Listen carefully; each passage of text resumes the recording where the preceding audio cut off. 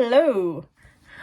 This is part 3 of Just My Thoughts series going over Mission Earth.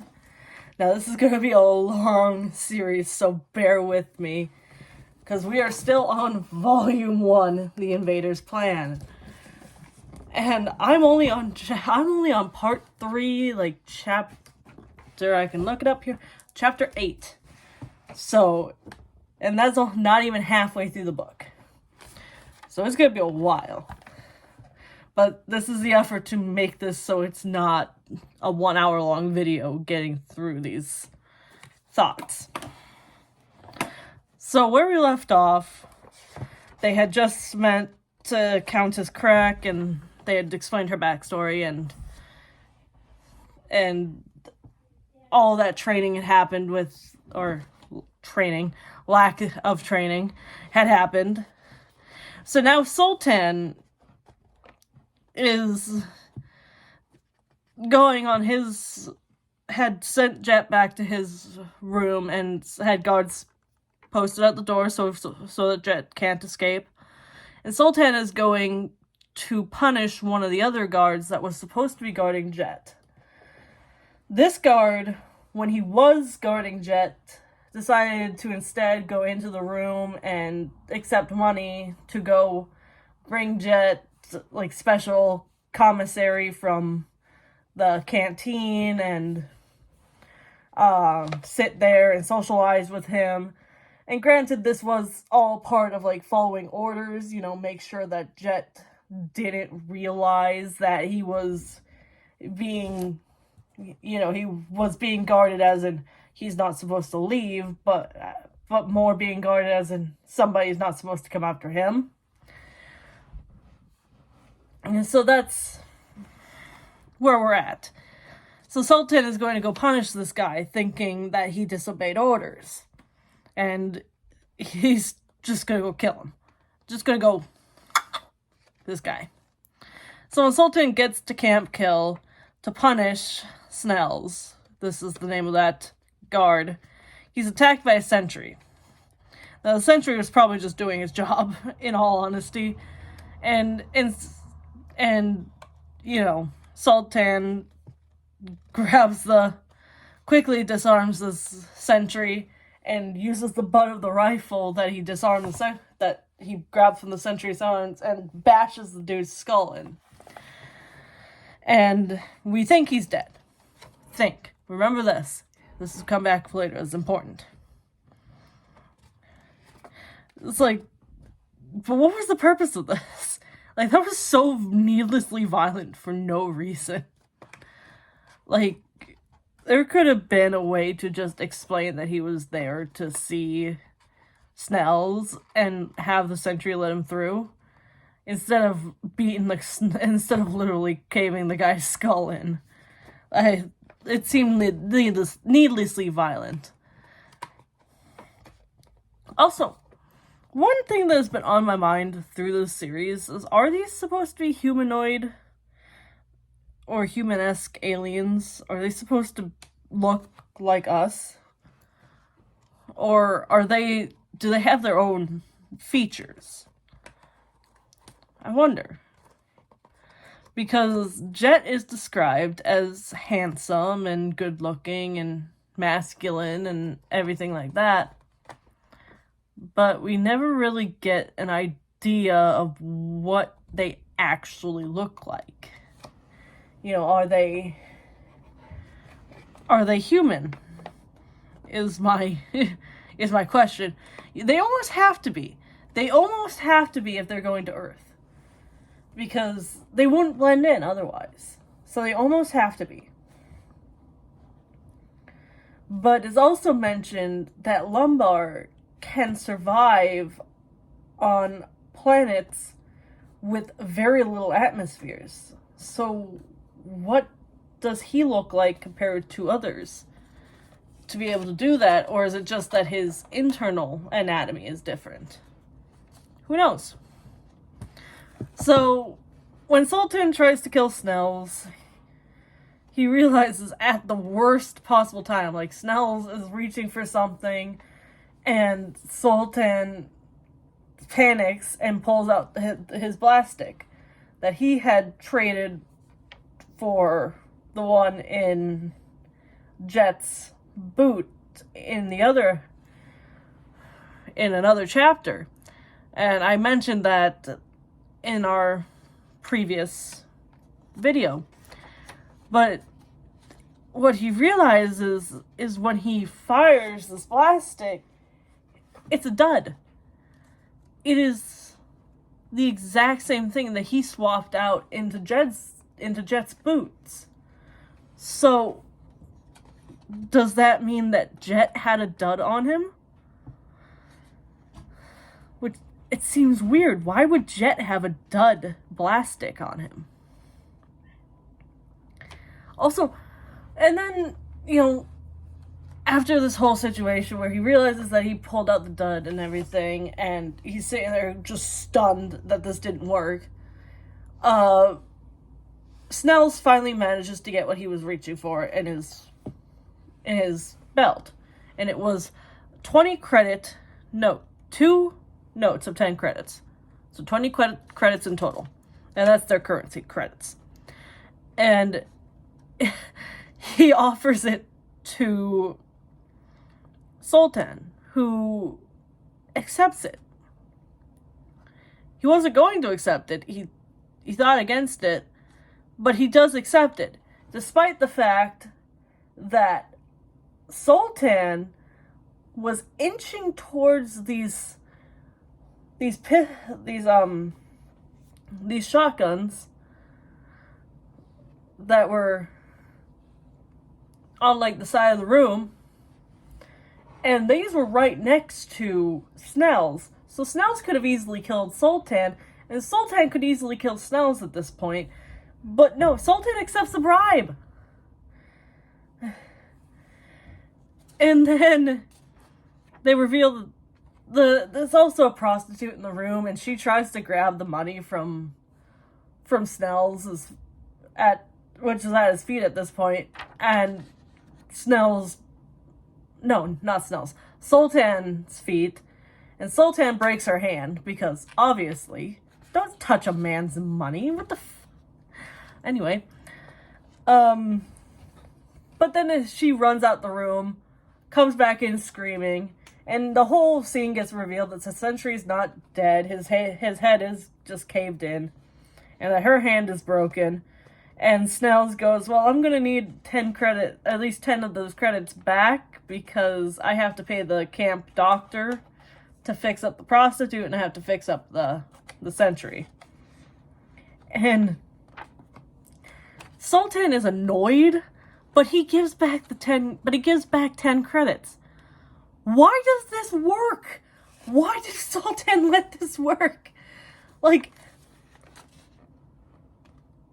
Sultan is truly a man of his pleasures.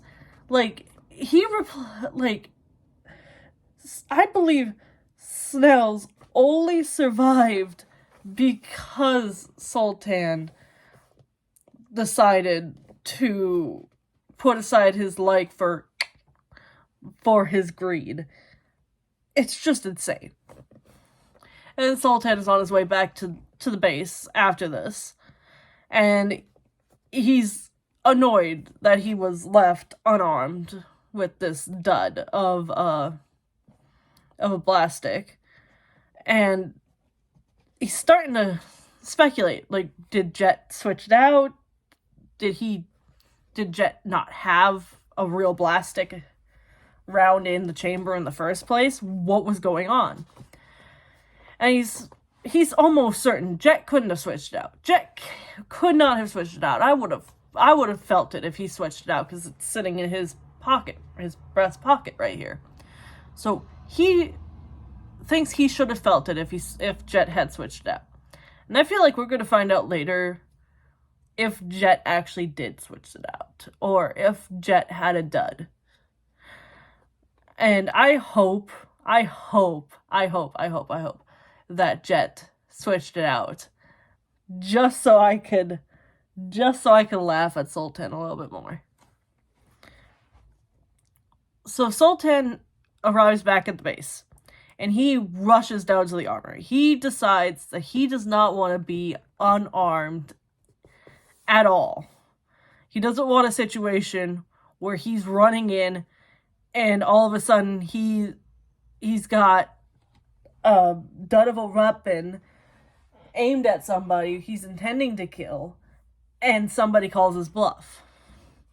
And he has to fire it and reveal that it is a dud weapon. And that could put him in danger. So he decides he needs real weapons. So he goes to the armory. He knocks on the door a few times, wakes up the armory guy, and roughs him up and procures a shotgun, a holster, a blast stick, a bunch of cartridges for the blast stick, a knife, and a sheath. It seems like overkill. This is overkill. Like, that's a lot of weapons just because your ego got hurt.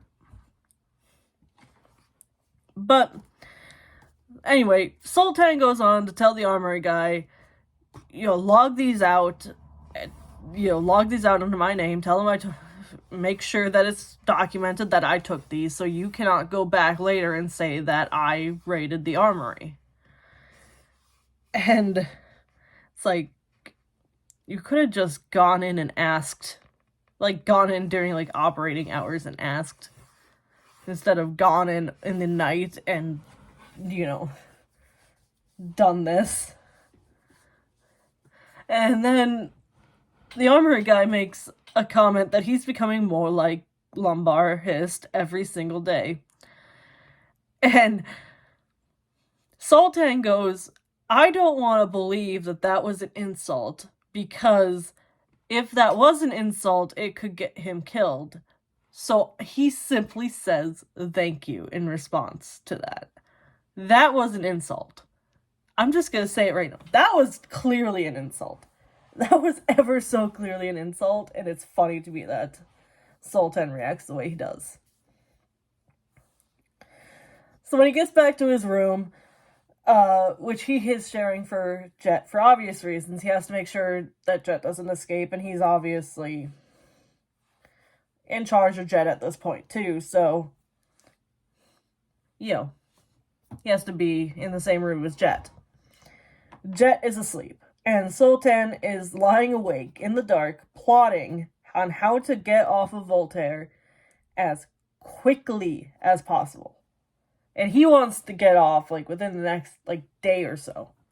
So he's thinking about just running through his list of preparations like that and getting off of this planet, thinking as soon as he gets Jet out of a place where he's familiar and he's able to interact with the people and he's able to play these mind games that he's able to play these mind games that he's playing with people, that he'll be able to win. Which sounds kind of stupid. But, Sultan has this false sense of superiority, and he has this, want to be right. So it makes sense that he thinks this way. But he's sitting there, and he also starts to revel in the idea that Jet could slip up on Earth and end up being locked up in Earth prison.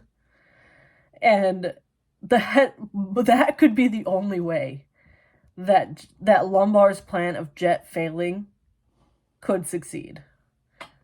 Because they already acknowledge that the population of Earth is already slowly destroying the planet, and that the actual council's plan with Mission Earth is to have Jet go and stop them from destroying the planet, and Lumbar's plan is to have him destroy the planet, or have him fail at keeping the planet in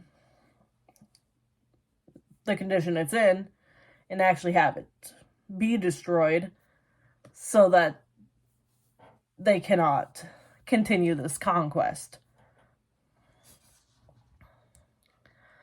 Sultan seems to be a man of his pleasures, like I said, and it's just it's getting more obvious by the day. Like, he likes money, he likes power, he likes murder. Like, and I have a feeling Snell's, it's not going to be the last we see of Snell's. We're going to see more Snell's. I just hope it's in a big way. Also, Sultan didn't even do a good job of of killing the Sentry. He didn't even kill him. Like, one of his pleasures is murder, and he didn't even do a good job at it. He whacked the guy on the head twice, and didn't even manage to kill him. He's just bad. Anyway, the next chapter opens up with Sultan being really strange about Jet. He just mentions that he's packing and planning the day while Jet is still asleep. And then the things he is mentioning about Jet while he's asleep and dwelling on is Jet's looks. He's saying that he's handsome, and that he's handsome even in his sleep, and that he's masculine. And even going as far as to speculate that Jet has had some wild adventures. And so, while he's doing this, Sultan decides to go and start his preparations. And as he's walking out of his chamber, he gets grabbed by one of the guards and says, "Lumbar wants to talk to you." And when Sultan goes up to Lumbar's chambers, Lumbar is actually having a meeting with some higher-ups, so the clerks tell him, "You can't actually go in there right now, you're going to have to sit and wait." So Sultan decides to go on to one of these computer devices and starts using his credentials to look up blackmail on Jet. And wow, just wow, did he find blackmail. Like, when he starts trying to find blackmail, he starts looking for Jet's sexual encounters, and he can't find anything. And then it gets really weird, where it mentions that apparently when Jet was in a hospital while he was like on duty, he got injured, and he got injured in battle, and he was in a battlefield hospital. He beat up a homosexual nurse. But this is glossed over, and it never even mentions what the consequence was for this and why did he do it in the first place. Like, I don't know if this is ever going to come back into play, but I really think this could have been left out. Like, this kind of ages the book. It really ages the book. Shows definitely what the opinion of the time was, and it gives away the author's opinions a little bit too well, and a little on the nose. So, yeah. Yeah, good to know.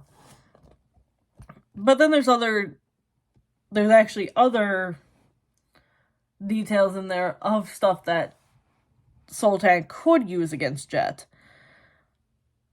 Like, Jet has been in trouble before. Like, when he was 12, he got fined for riding an electric vehicle, basically, on a sidewalk. And then when he was 15, I don't remember what he did, but he ended up being sentenced to join the Royal Academy and serve as a royal officer. And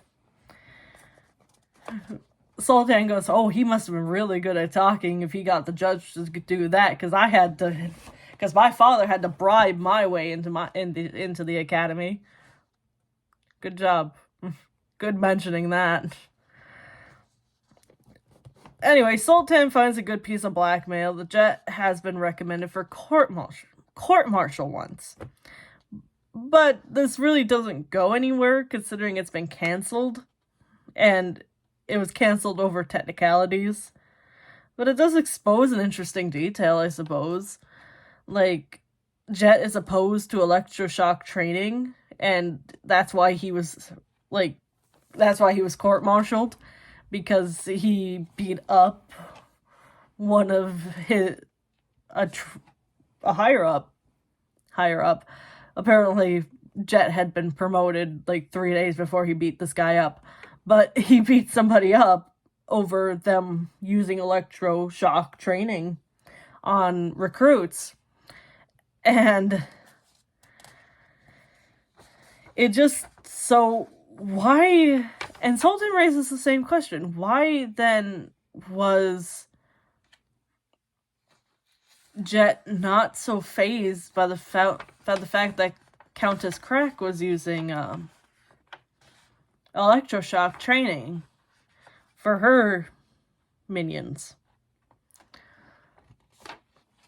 And then Sultan brings up another point that I thoroughly agree with, and it's going to round off this video.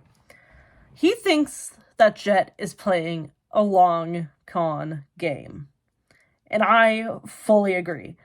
I don't know what Jet is planning, and I love Jet so far. Like, Jet has become my favorite character. Like, he acts so sweet and innocent, and he's so smart, and he's smart, he's handsome, and he's everything I want to be. But he's also playing a game that I don't even know what he's trying to do. Like, he frustrates me sometimes, but it makes me laugh, because seeing Sultan get more and more frustrated because he can't figure it out is making me happy. So Jet has become my favorite character. Sultan is definitely becoming one of my favorite characters, just because I like seeing him get clowned on. I don't like Lumbar so far. Like, I don't think I've seen enough of him to make really that much of a judgment on his character, but I don't like him a lot. The Countess, we haven't seen a lot of her, so I can't make a good judgment on her. And the Dr. Krobe, I don't like him. He scares me. Like, the idea that he's like the human centipede doctor, and I don't like him. Yeah. So tell me your thoughts below. Let me know what you think. Tell me who if you've read this book series, tell me who your favorite character is, and tell me why. I want to know. Also, let me know, without spoiling anything, let me know your thoughts. If you want to start reading this, be prepared. It's a long series. It's going to be a long haul, and it's going to confuse you some points. But if you can skim through some of the more boring sections, you'll get through it. And it's very entertaining. And honestly, the points where L. Ron Hubbard does succeed at making this a satire book. It's hilarious at points, and it's frustrating at points. You feel the emotions that some of these characters are meant to be feeling. I think this is a great book. And I'm only halfway through the first book. So I cannot wait to finish this one, just so I could start the rest of the series. So, yeah, definitely let me know your thoughts if you've read this series before, and yeah, if you want to read the series, let me know in the comments. Just, let me know in the comments what you think in general of what I'm saying, because I want to hear from you. I want to know what you all think. Anyway, see ya!